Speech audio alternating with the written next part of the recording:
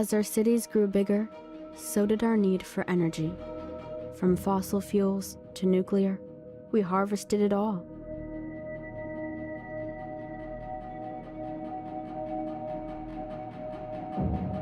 We always knew the day would come when we would run out. We just never realized how soon that would be.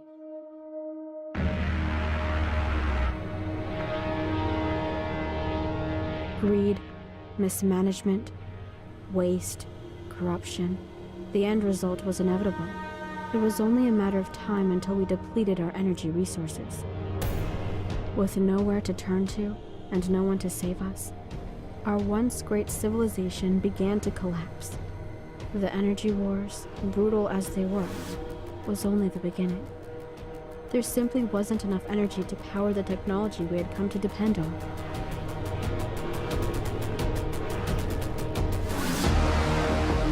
Some say the universe spared us. Some say it was divine intervention, a strange wormhole forming just outside our solar system. An entire planet emerged from the anomaly. Scientists confirmed it as an ocean planet. We named this planet Delta Atheni. Deep space scans revealed an abundance of zero-point energy crystals. It would seem our salvation had arrived from the void. Perhaps, for the first time in history, the human race united as one. United with a single purpose. A new world government was formed as the United Federation of Nations. We had no choice. Harvest the energy from this mysterious planet, or perish. Our best minds were gathered at the newly formed UFN Space Exploration Center.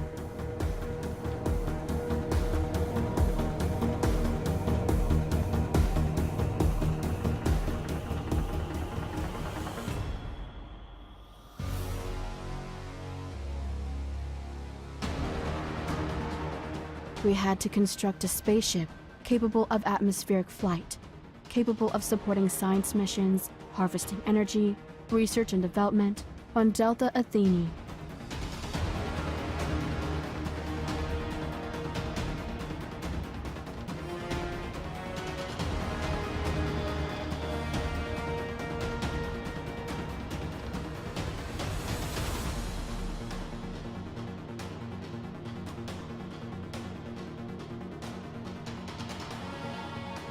An initial energy harvesting expedition to the planet confirmed the abundance of these zero-point energy crystals. An unexpected gift from the universe. We saw a new golden age of humanity just over the horizon.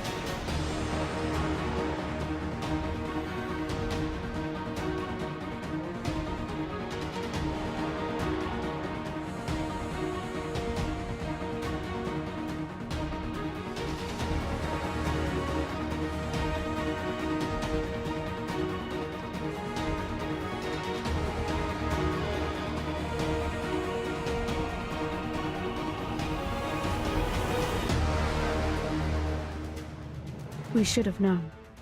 Nothing is ever truly as it appears. Some unknown sentience protects this planet, silently observing us from the depths of the ocean. It tracked our every move, waiting for the perfect moment to strike. This planet is uninhabited, we thought. We thought wrong. We planned for dangers, but nothing so relentless and ruthless as these monsters. We thought our technology was superior. We thought our weapons could hold them back. Little did we know, a destructive force like none we have ever encountered before.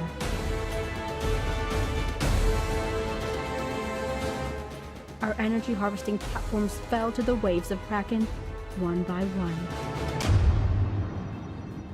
Still, there was hope. We quickly mobilized our greatest scientific minds, who discovered various defenses against the Kraken. And so, the Defense Task Force was born. We noticed a pattern in the Kraken attacks. At first, younger and weaker creatures would attack. Then, as we held off the first attacks, stronger monsters would follow. The waves of Kraken becoming stronger and stronger, until our platforms are destroyed.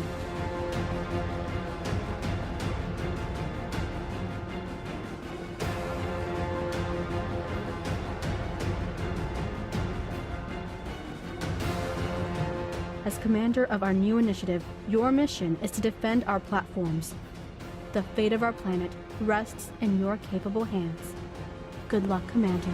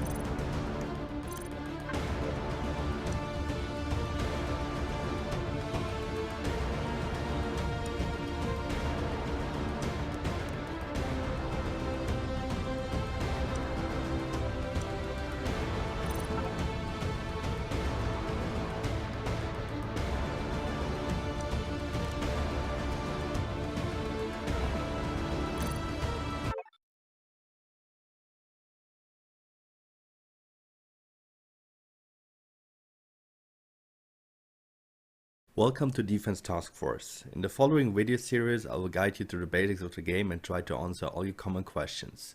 Let's start. Create a new profile and choose a difficulty of your favor. Difficulties modify the enemy health by a small amount. Additionally, you will start with a different amount of energy. The first thing you should do after you created your profile is to take a look at the Research tab. Here you see an overview of all the towers and their respective skill trees. At the beginning you have 5 towers unlocked: the machine gun, cannon, proton pulse, plasma beam, and the fire tower. Before you get into your first mission, I recommend to unlock the level 2 upgrade of one of those towers. Let's start with the plasma beam tower upgrade for 199 energy. After this is done and you navigate it back to the main screen, it is time to start your first mission. Click Play Mission. What you see now is the mission overview. For now you only got the Utopia basin available. Click on the region and explore it. Next you see the individual sectors. Let's start with Sector 1. Again, you will have to explore the sector first. In the future this will cost additional energy to unlock them. We now navigated to the heart of the game, the blueprints. Blueprints are your tool for strategy options before the real game even starts. Different blueprints come with a varying amount of tower spots and strategy options. Of course, the more complex ones will cost you a good portion of your energy.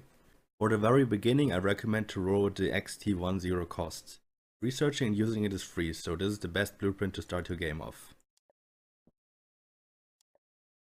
Also, don't miss out on the next video where we talk about the in-game UI.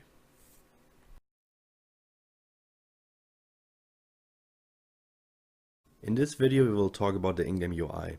It's easy to miss out on an important function when you're focused on the game, so I'm going to be talking about every detail. We will start from the top to the bottom. The wave info is located in the upper part of your screen. It's important to note that you can swap the overview between grouped and ordered. I personally prefer ordered, but find out yourself. The main part of the UI is located on the right edge of the screen. The hourglass and arrow can be used to modify the game speed. You can increase the speed by left clicking and decrease it by right clicking. There's 4 different stages and you can cycle through them from 4 to 1 and vice versa. The next button shows a camera icon. Clicking it will start the cinematic mode. You can cancel this mode by pressing any key. The cogwheel opens up the settings menu that allows you to modify your settings. More about this in a different video. Below you can see your current energy. In the next section all your available basements and towers are being shown. Red color indicates that you do not have enough energy to deploy a certain tower. By clicking on an alien you are able to recall its stats. This features HP, shield, energy on kill, speed, etc. The info box on the bottom also provides additional info about type, strengths and weaknesses. By selecting a tower or clicking on an existent one, you can see their stats. You'll find important stats like attack rate, damage or range, but also special abilities. Clicking the eye icon will show you some additional info about the tower. Below there's a panel stating priorities. While you can't control your towers manually, this will allow you to set their priority. You can choose between strongest, weakest, first, last, fastest and random. Underneath it says sell and upgrade. I'm guessing you know what these buttons are there for. You can sell towers for 75% of the original cost. For upgrading, keep in mind that you may have to research the next level of this tower before you can use the upgrade. The UI continues in the bottom left corner. A rating says 3 out of 14 towers. This is your current amount of towers and the maximum towers possible for this blueprint. There's a general tower limit of 80, but you will only reach it on future blueprints. Blue bar shows your current progress for the mission goal. You need to reach a certain level to unlock future missions. I still recommend to keep playing after you fulfill the goal to extract additional energy.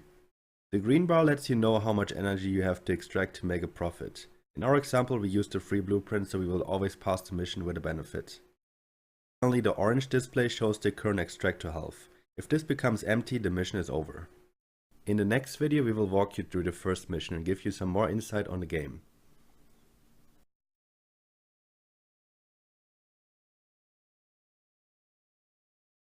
Welcome back, Commander. In this video we will help you get started and walk you through the first mission. Without further delay we start the game. Creatures start spawning when you place your first basement, but there's enough time before they can reach you. The first thing we do is to change the path that the creatures will have to run. Placing one basement on their path is enough. Then we add 2 more basements on top. The basement on the blocked path receives a fire tower. This one will make sure that the early mass creatures get damaged and that they cannot recharge their shields. The other 2 spots are reserved for proton pulse towers, but we are only able to place one of them for now. We're speeding up the game since we are ready for the waves.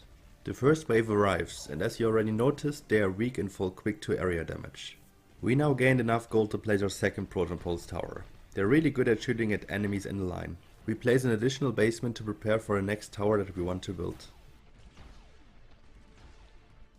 Meanwhile, wave 4 and 5 are running, the last classic mass waves. Starting with wave 6 we will have tougher creatures to fight.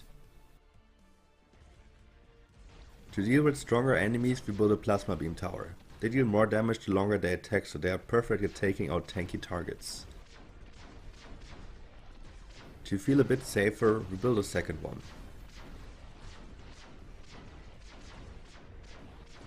Now it's time to prepare against targets that have a special armor. Starting with wave 11, Porcupine will spawn with the waves. They are weak against cannon towers, and that's what we will exploit here.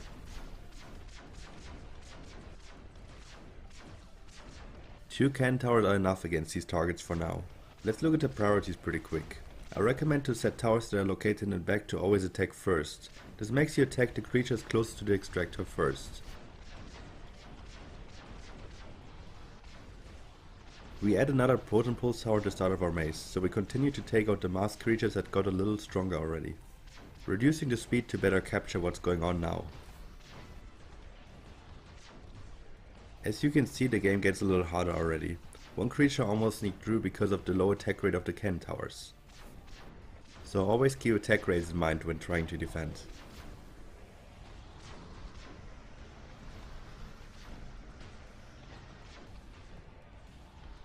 Wave 15 is gonna start soon. It will feature the first boss-like unit called Exterminator. If you start with a lot of machine guns and cannons, you will have massive problems clearing this creature.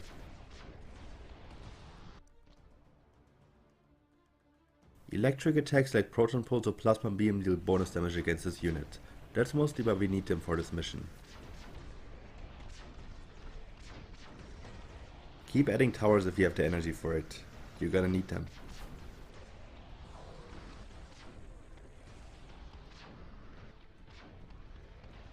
Soon you're gonna realize that you run out of space to build. That's why researching better blueprints and unlocking tower upgrades is so important later on. Meanwhile, wave 17 is about to start and we are getting close to completing the first mission. We require to reach wave 18 to claim this sector for us.